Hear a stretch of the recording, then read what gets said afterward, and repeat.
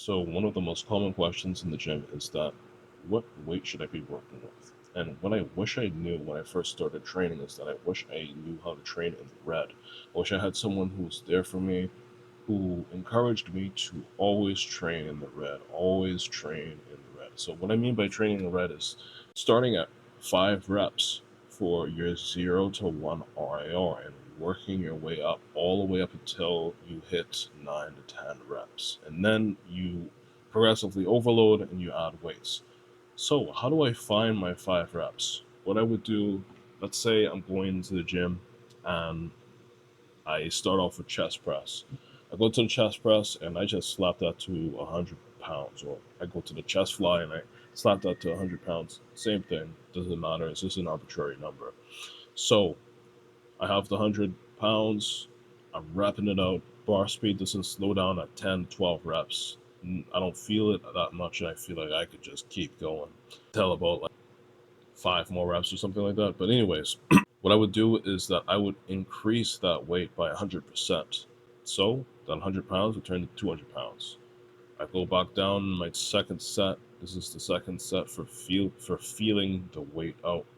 I go into my second set. It's noticeably a bit more heavier, but I still feel like I can bust out more reps, and I get to about 6 or 8 reps. But I feel like I could do a bit more reps than 10. So I increase that weight by 20 or 30%. And this is a bit more aggressive because this is going to be my last warm up set. I don't want to do too many because I don't want to spend my whole time doing this, and you're going to get better at this in time, anyways. So I increased that by 30%, which would be about. I know this sounds like very intimidating, but this is where you would be at. Obviously, this is where I'm at for chest press as in lower intermediate. So you get at 280 pounds. You do about, let's say, 1 or 2 reps, and you just feel like, okay, I could probably do 7 reps with this. Let me go a little heavier. Let me try to increase this by 5%. You increase it by 5%, and that's your working set. You might have slightly undershoot. Who knows? The only way for you to know is that you go into that set and you give it your 100%. Before the set, obviously, you have to wait at least 3 minutes. Don't do it in like 1 or 2 minutes. Wait at least 3 or 4, even 5 minutes before that working set. You do the working set, and then you have your answer. But the only way for you to know what your working weight is, what that set is that you have to experiment. On to the next one. So we have compounds. For compounds, I really don't recommend beginners aggressively try to find their working weight in compounds. A personal story. When I was in about the 10th grade, I was doing back squats, and long story short, I was trying to aggressively increase my weight. I went for like 280 pounds, and my foot just gave out on me. My left foot just slipped, and I was pinned under the bar. The only reason why I'm alive is because people were there around and willing to actually help and not just staring like how people do today when people are in distress, but I digress. But I don't recommend that you do back squat or bench without a proper spotter or safety bars, okay? And don't let it be just any spotter. It has to be an experienced spotter.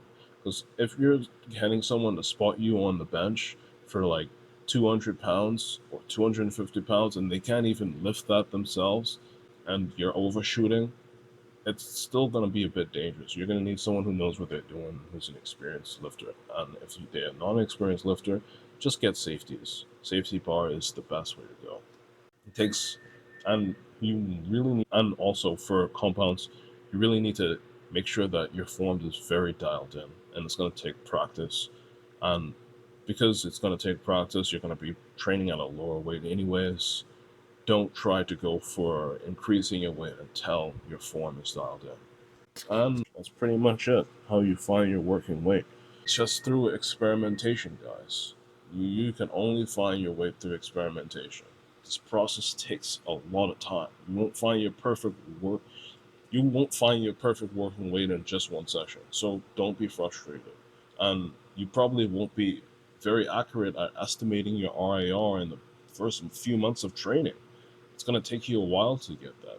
Even after, like, probably or after about 6 months to a year if you're very efficient. But, you know, I won't say every single person won't be able to find their zero RIR. Everyone's different. Maybe you will be, you know, really good at doing that and know your body very well. You have a history in sports and you can find your zero RIR very fast. But for some people, that's not always the case. So if that is the case for you, that you cannot find your zero RIR in one session, do not get frustrated.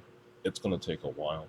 Just keep training and keep going out there and don't be discouraged at all. Don't get frustrated. And if your first few attempts is way off and you undershoot, just remember that consistency beats just being sporadically training. So this is a part of the practice that I was speaking about in the prior videos.